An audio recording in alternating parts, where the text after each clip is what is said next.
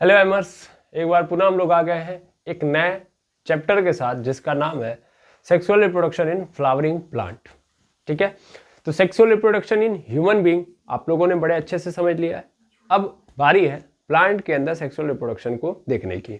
चलिए स्टार्ट करते हैं और चैप्टर का आज नाम डालेंगे sexual reproduction in flowering plant.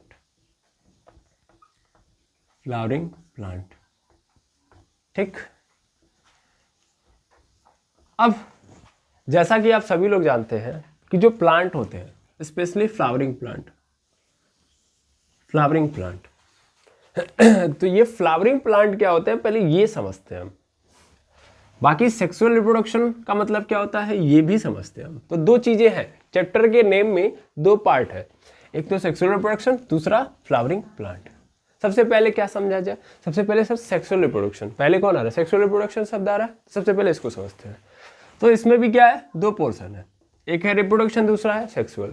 तो मेनली रिप्रोडक्शन का मतलब क्या होता है? रिप्रोडक्शन इज अ प्रोसेस जहां पे एक ऑर्गेनिज्म अपने जैसा दूसरा ऑर्गेनिज्म बनाता है ना। यानी सिंपली अगर एक सेल है तो वो सेल अपने जैसा दो सेल बना रहा है, हाँ या ना। तो इस प्रकार से अगर मैं देखूं तो ये सेल भी क्या कर रहा है? रिप्रोडक्शन कर रहा है कि नहीं कर रहा है? तो रिप्रोडक्शन का मतलब यही होता है कि एक सिमिलर टाइप का ऑर्गेनिज्म या सिंपल एक ऑर्गेनिज्म अपने जैसे सिमिलर ऑर्गेनिज्म को यदि बना रहा है तो जिस प्रोसेस के थ्रू ये पॉसिबल हो पाएगा या जिस प्रोसेस के थ्रू ये फिनोमिना कंप्लीट होगा उसे ही हम लोग क्या बोलते हैं? रिप्रोडक्शन। ठीक है ना। सेल का ये जो फॉर्मेट होता है, देखिए इसको तो हम नाम दे देते हैं सेल डिवीजन, लेकिन जब हम इसी को बड़े लेवल पे देखेंगे तो यही सेल डिवीजन क्या कहलाएगा? रिप्रोडक्शन। ठीक है ना। बैक्टीरिया के अंदर सेल डिवीजन, जैसे बैक्टीरिया यूनिसेलुलर होता है तो जितने भी यूनिसेलुलर ऑर्गेनिज्म होते हैं उनके अंदर सेल डिवीजन ही रिप्रोडक्शन कहलाता है। अच्छा ये बताओ बैक्टीरिया क्या करेगा? बैक्टीरिया एक बैक्टीरिया है, ठीक है ना, तो वो बैक्टीरिया यूनिसेलुलर होता है, एक ही सेल का होता है। तो ये अगर सेल डिवीजन कर रहा है तो दो नए बैक्टीरिया पैदा करेगा कि नहीं करेगा? तो इस बैक्टीरिया ने, ये बैक्टीरिया है, तो बैक्टीरिया ने क्या किया सर? सेल डिवीजन किया। हमारे अनुसार तो सेल डिवीजन ही किया ना। यहाँ पे एक सेल था, दो सेल बना दिया, 1 2। अच्छा इसको क्या बोलते हैं हम लोग? इसको बोलते हैं पेरेंट सेल और इसको क्या बोलते हैं? Daughter cell. ठीक है ना, डॉटर सेल। अब ध्यान से सुनते जाएंगे, समझते जाएंगे। तो ये बैक्टीरिया है, इस बैक्टीरिया ने भी क्या किया? सेल डिवीजन किया, दो नए बैक्टीरिया बना दिए, दो नए डॉटर सेल बना दिए। तो अगर हम सेल के लेवल पे देखें तो क्या उसने किया है? Cell division. बट यहाँ पे उसने क्या किया है? रिप्रोडक्शन। तो रिप्रोडक्शन का मतलब ही क्या होता है? रिप्रोडक्शन का मतलब कोई भी ऑर्गेनिज्म है, कोई भी जीव है, अगर वो क्या कर रहा है? अपने जैसा एक नया जीव पैदा कर रहा है तो उस प्रोसेस को, जिस प्रोसेस के थ्रू ये पॉसिबल है या जिस प्रोसेस के थ्रू ये हो रहा है, इसी को हम क्या बोलते हैं? रिप्रोडक्शन। हिंदी वाले इसको प्रजनन के नाम से जानते हैं, प्रजनन। ठीक है ना, सिंपली इसको जनन भी बोल सकते हो। ठीक है। अब ध्यान से समझिएगा क्या मतलब है सेक्सुअल रिप्रोडक्शन का। अब जब सेक्सुअल ऐड कर दिया गया तो क्या मतलब है? तो देखिए इस प्रोसेस को, या ऐसे जैसा कि मैंने बोला कि एक ऑर्गेनिज्म अपने जैसा नया ऑर्गेनिज्म बना रहा है, तो ये बनाने के कितने तरीके हैं? दो। कितने तरीके हैं? दो तरीके हैं, दो टाइप हैं। और इन्हीं दो टाइप के अनुसार हमारा रिप्रोडक्शन जो है दो पार्ट में डिवाइड हो चुका है, यानी दो नाम से जाना जाता है। क्योंकि टाइप क्या है? दो। पहला है असेक्सुअल और दूसरा है सेक्सुअल। ठीक है ना। तो एक असेक्सुअल और दूसरा सेक्सुअल। मतलब क्या है? मतलब क्या है असेक्सुअल का? तो जिसमें विदाउट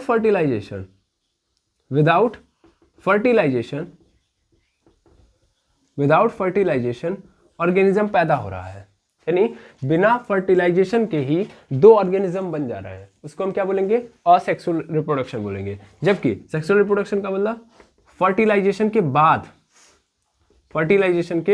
बाद अगर ऑर्गेनिज्म का निर्माण हो रहा है, यानी बिना फर्टिलाइजेशन के नहीं हो सकता। फर्टिलाइजेशन होगा तब एक नया जीव बनेगा, उसको हम क्या बोलेंगे? सेक्सुअल रिप्रोडक्शन बोलेंगे। अब आप कहेंगे सर ये फर्टिलाइजेशन वाला जो टर्म है वो नहीं समझ में आया, है ना। तो बड़ा सिंपल है, देखो फर्टिलाइजेशन जब आएगा ना तो दो चीजें अपने आप में कनेक्ट कर लेनी है। मैं जानता हूं कि वो फर्टिलाइजेशन से मुझे नहीं समझाना था, बट मैं जानबूझ के समझा रहा हूं। देखो फर्टिलाइजेशन हम लोगों ने ह्यूमन रिप्रोडक्शन के अंदर पढ़ा हुआ है। फर्टिलाइजेशन का मतलब क्या होता है? फर्टिलाइजेशन का मतलब होता है कि sperm cell and egg cell का आपस में फ्यूज हो जाना, क्या हो जाना, फ्यूज हो जाना यानी जुड़ जाना। तो आपस में फ्यूज हो गए तो फ्यूज हो जाएंगे, तो इसी प्रोसेस को हम क्या बोलते हैं, फर्टिलाइजेशन। और जब ये फ्यूज होंगे तो इसके रिजल्ट में हमको मिल जाएगा जाइगोट। क्या मिल जाएगा, जाइगोट। ठीक है, तो ये जो जाइगोट बना है फिर बाद में यही जाइगोट क्या करेगा, फॉर्मेट करेगा एक ऑर्गेनिज्म को। ठीक है ना।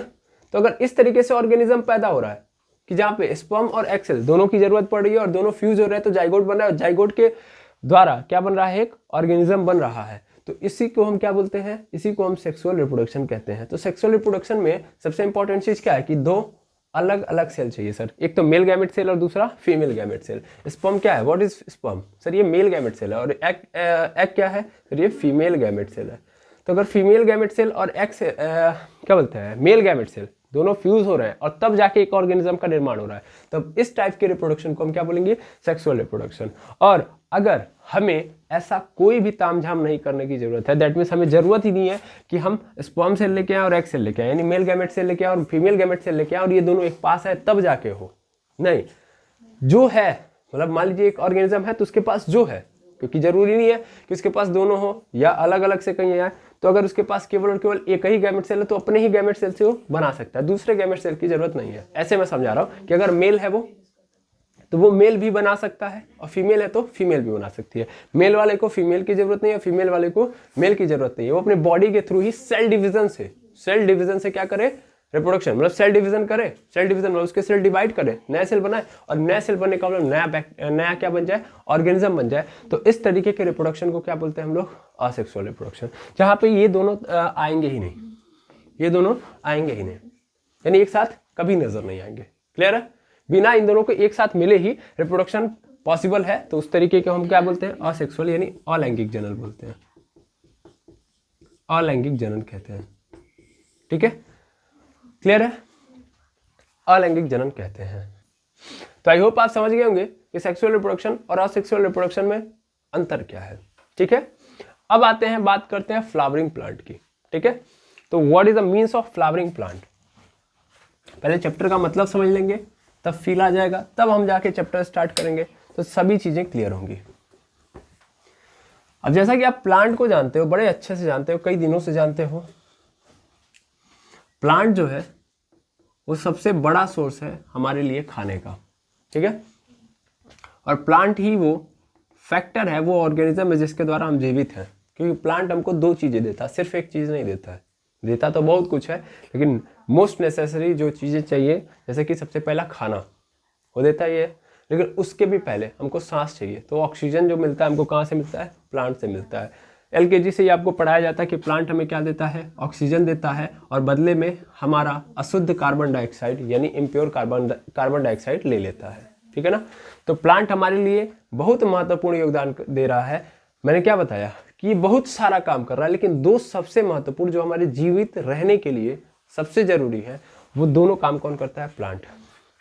पहला तो खाना और दूसरा ऑक्सीजन, तो दो चीजें प्लांट हमें दे रहा है। अगर हम प्लांट की बात करें तो एक्चुअल में जो प्लांट है ये अपने आप में क्या है, किंगडम है, अपने आप में क्या है, किंगडम है। मतलब अगर आपको शुरुआती दौर में पता होगा तो जितने भी ऑर्गेनिज्म हैं, इन ऑर्गेनिज्म को 5 किंगडम के अंदर डिवाइड किया गया है ना। सबसे पहले नंबर पे आता है मोनेरा, फिर आता है प्रोटिस्टा, फिर आता है फंगाई, और फिर आता है प्लांटे, यानी प्लांट लिखो सीधा सीधा, और फिर एनिमल। ठीक है, तो ये 5 हो गए, Monera, protista, fungi, plant and animal. पूरा ऑर्गेनिज्म, जितने भी जीव हैं इस धरती पे, उन सभी जीवों को हम लोगों ने 5 कैटेगरी के अंदर डिवाइड कर दिया। ओके, अब इसमें जो आता है अपना प्लांट, कौवे नंबर पे है, चौथे नंबर पे। देखिए पहला, दूसरा, तीसरा और फिर चौथा, ये जो ऑर्डर बनाया गया है इसमें ये दिखाया जाता है, ध्यान से समझेंगे तो डेवलपमेंट किस तरीके से ऑर्गेनिज्म का हुआ। तो सबसे मोस्ट डेवलप किंगडम जो है वो कौन सा है, एनिमल। ये सब के सब ऑर्गेनिज्म को किस में डिवाइड किया गया, किंगडम में। किसमें, किंगडम में। ठीक है ना, ये किंगडम है, ऑर्गेनिज्म को 5 किंगडम के अंदर डिवाइड किया गया, लेकिन सबसे ज्यादा डेवलप, ऐसे बोल दो, सबसे ज्यादा डेवलप किंगडम कौन सा है, एनिमल, उसके पहले प्लांट। समझ में आ रहा है ना। तो प्लांट हमारे लिए सेकेंड मोस्ट डेवलप्ड ऑर्गेनिज्म है। अब इस प्लांट को फिर फर्दर हम डिवाइड करें तो ये प्लांट भी 5 भागों में डिवाइड होगा। प्लांट भी 5 भागों में डिवाइड होगा। सबसे पहले नंबर पे आता है एल्गिया, फिर आता है ब्रायोफाइट्स, फिर आता है टेरिडोफाइट्स, फिर आता है जिम्नोस्पर्म,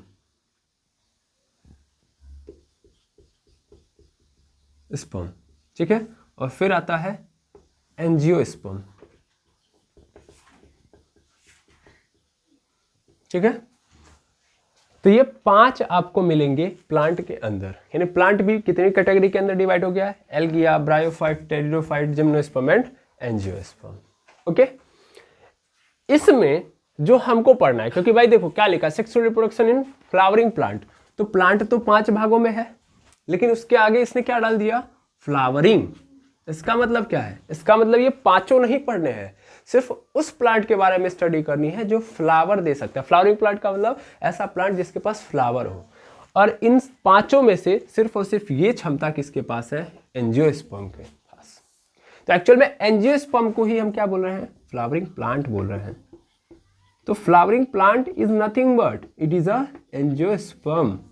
आया समझ में? ये बात आपको याद रखनी है। और क्लास 11th में ये चीजें आपको बड़े अच्छे से समझाई गई होंगी। 2 चैप्टर आपने पढ़ा है इस पे, मॉर्फोलॉजी एंड एनाटॉमी, और दोनों किसका पढ़ा है? फ्लावरिंग प्लांट का ही, यानी एंजियोस्पर्म का। तो फ्लावरिंग प्लांट मतलब एंजियोस्पर्म, और हमें क्या करना है? हमें इस एंजियोस्पर्म का सेक्सुअल रिप्रोडक्शन पढ़ना है ना। यहां भी ये जो क्रम बनाया गया है, ये जो क्रम है, इसमें सबसे ज्यादा डेवलप्ड जो है, मतलब प्लांट के अंदर भी सबसे डेवलप्ड अगर प्लांट पूछा जाए कौन सा है, तो वो एंजियोस्पर्म है, जिसके पास क्या है? फ्लावर है। और एक रियलिटी आप जान लो कि एक्चुअल में इसके पास फ्लावर है, इसी कारण ये क्या कर सकता है? सेक्सुअल रिप्रोडक्शन कर सकता है। अदरवाइज अगर फ्लावर इसके पास नहीं होता तो ये कैसा रिप्रोडक्शन करता? असेक्सुअल। क्योंकि फ्लावर ही वो एकमात्र जगह है या एकमात्र ऑर्गन है उस पूरे प्लांट का जहां पे रिप्रोडक्टिव ऑर्गन मौजूद है। रिप्रोडक्टिव ऑर्गन मौजूद है, समझ पा रहे हो? सर रिप्रोडक्टिव ऑर्गन जो रिप्रोडक्शन के अंदर सहयोग करेंगे, समझ पा रहे हो?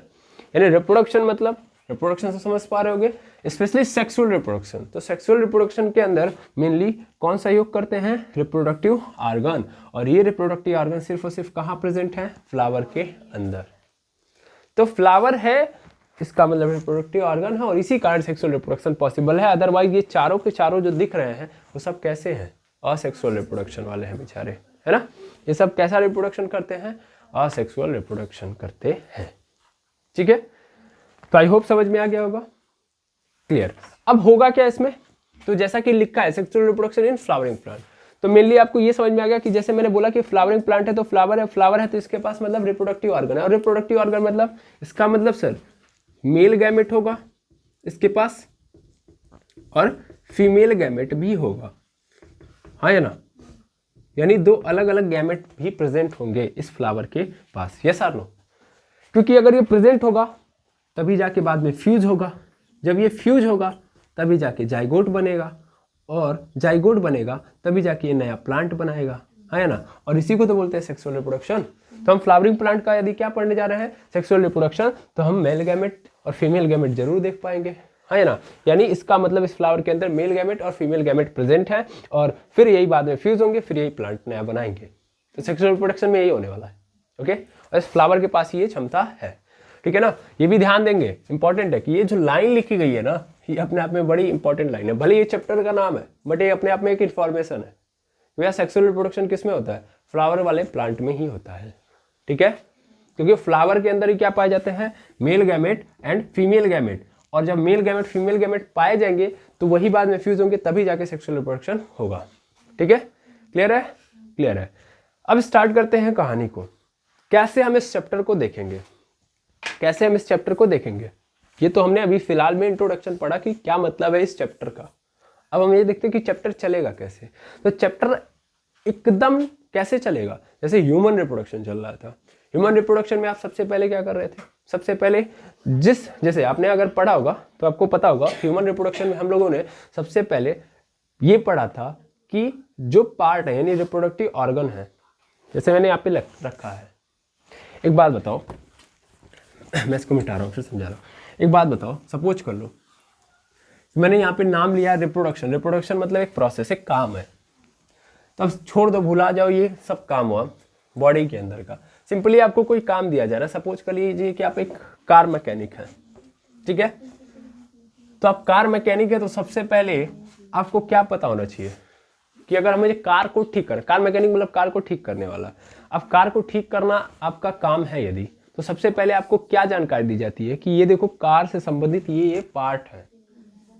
पहले आपको उसके पार्ट्स के बारे में जानकारी होगी। आप पहले ही नहीं कार रिपेयरिंग, मतलब ऐसा नहीं कि आप पहले दिन पहुंचे, आप क्या किए, आपके सामने एक कार आई जो खराब है और आपको बोला गया कि इसको बना दो, आपने क्विक बना दिया, अपने आप बना दिया। आपको अंदर से कोई क्या बोलते हैं जानकारी आई या अंदर से कोई चेतना आई और उस चेतना के थ्रू आपने क्या किया, उस कार को बना दिया। ऐसा पॉसिबल नहीं है। सबसे पहले आपको क्या बताया जाएगा कि देखो कार बनाने के लिए ये हथियार यूज किए जाते हैं, कार के अंदर ये पार्ट्स होते हैं, ठीक है ना, इनका ये काम होता है ना।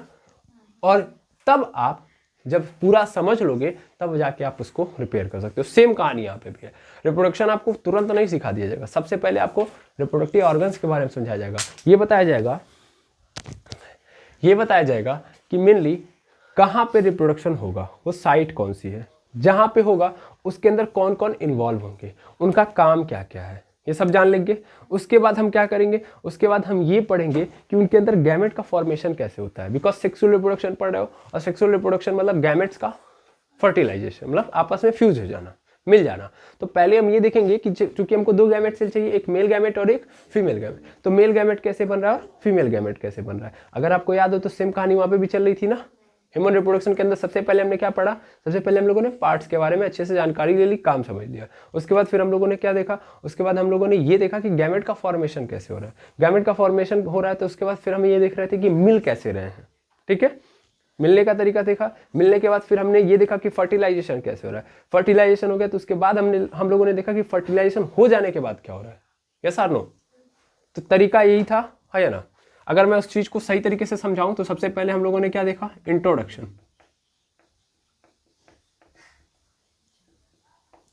ऑफ रिप्रोडक्टिव पार्ट देखा था, यहां भी वही करेंगे। उसके बाद फिर क्या देखा सर, गैमेटोजेनेसिस मतलब गैमेट का फॉर्मेशन कैसे हुआ, ठीक है ना। गैमेट का फॉर्मेशन कैसे हुआ। गैमेट के फॉर्मेशन के बाद फिर हम लोगों ने क्या देखा कि सर मिले कैसे, है ना। तो मिलने को हम लोग क्या बोलते थे, इंसेमिनेशन बोलते थे।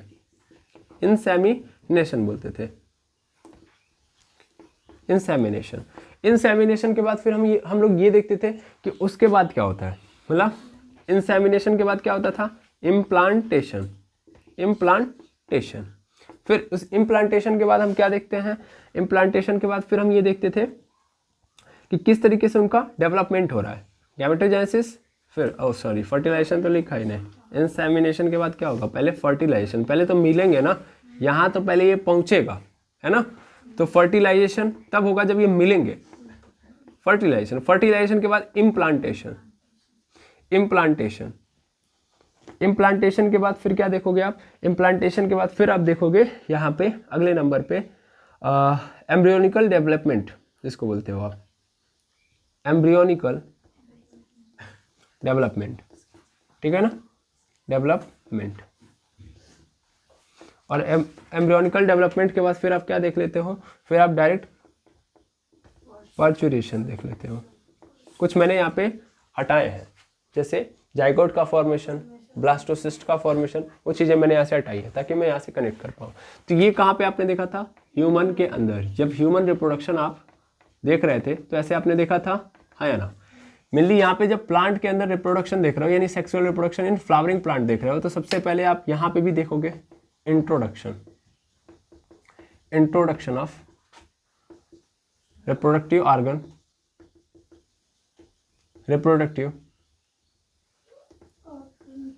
ऑर्गन इन फ्लावर, है ना। Sorry reproductive organ of flower. Okay, उसके बाद क्या देखोगे आप, गैमेटोजेनेसिस यानी गैमेट का फॉर्मेशन। क्या देखोगे, गैमेट का फॉर्मेशन, गैमेट का फॉर्मेशन देख लोगे।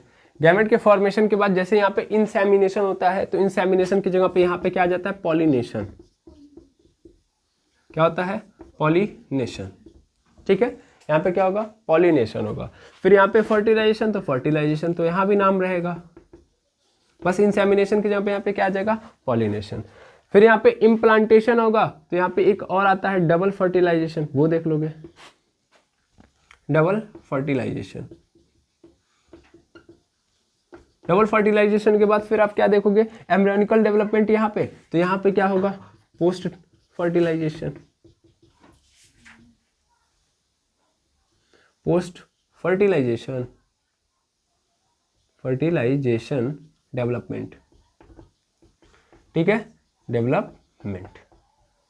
तो ध्यान से देखो तो वैसे ही तो चल रहा है ना, जैसे यहाँ पे चल रहा है वैसे ही सेम कहानी यहाँ पे चलेगी कि नहीं चलेगी। तो चैप्टर हमारा ऐसे ही चलेगा। सबसे पहले हम फ्लावर के अंदर जो रिप्रोडक्टिव ऑर्गन है वो सब पता करेंगे, फिर गैमेट का फॉर्मेशन कैसे हो रहा है ये देखेंगे, फिर पॉलिनेशन कैसे हो रहा है ये देखेंगे, फर्टिलाइजेशन कैसे हो रहा है, फिर डबल फर्टिलाइजेशन देखेंगे, फिर पोस्ट फर्टिलाइजेशन डेवलपमेंट भी हम देखेंगे। क्लियर है? तो आई होप पूरा चैप्टर का ओवरव्यू आपको मिल चुका है कि चलेगा चैप्टर कैसे, है ना। अब खेल यहाँ से स्टार्ट होगा यहाँ से।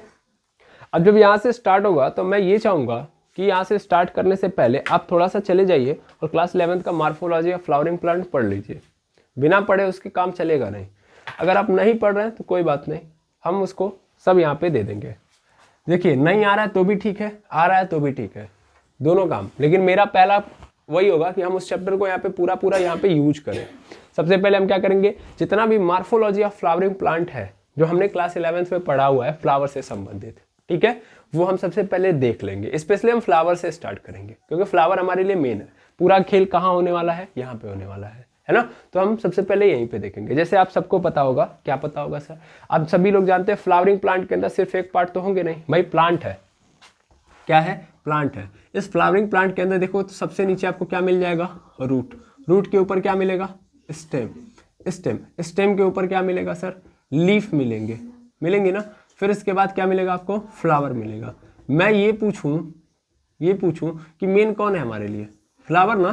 खेल कहाँ होने वाला है, फ्लावर में, तो फ्लावर ही देखूंगा मैं। रूट, स्टेम और लीफ देखने की जरूरत है नहीं, है ना।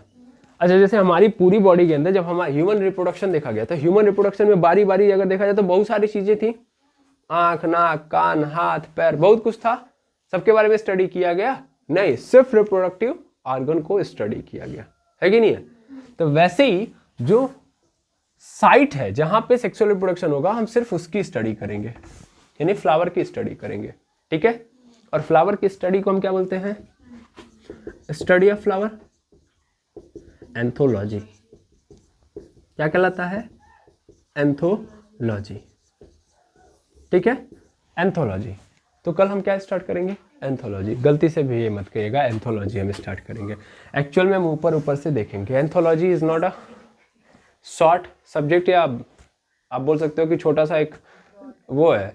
एंथोलॉजी अपने आप में क्या एक बहुत बड़ा चैप्टर है, चैप्टर कह रहा हूँ, एक बहुत बड़ा कॉन्सेप्ट है। समझ पा रहे हैं ना, इसको कॉन्सेप्ट बोलिए, बहुत बड़ा कॉन्सेप्ट है। और इस कॉन्सेप्ट पे हमको लगता है कि हजारों किताबें लिखी गई होंगी।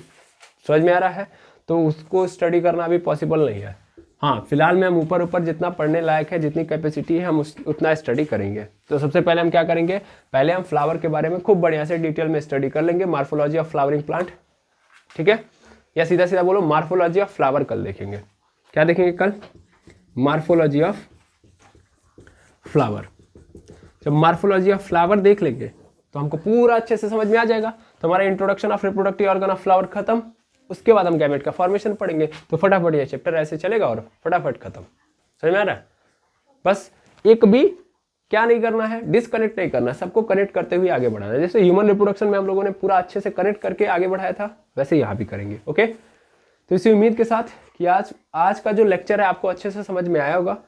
मैं आज क्या करूँगा, इस क्लास को यहीं पेंट करूँगा। मिलूंगा नेक्स्ट लेक्चर में। Thank you very much hammers.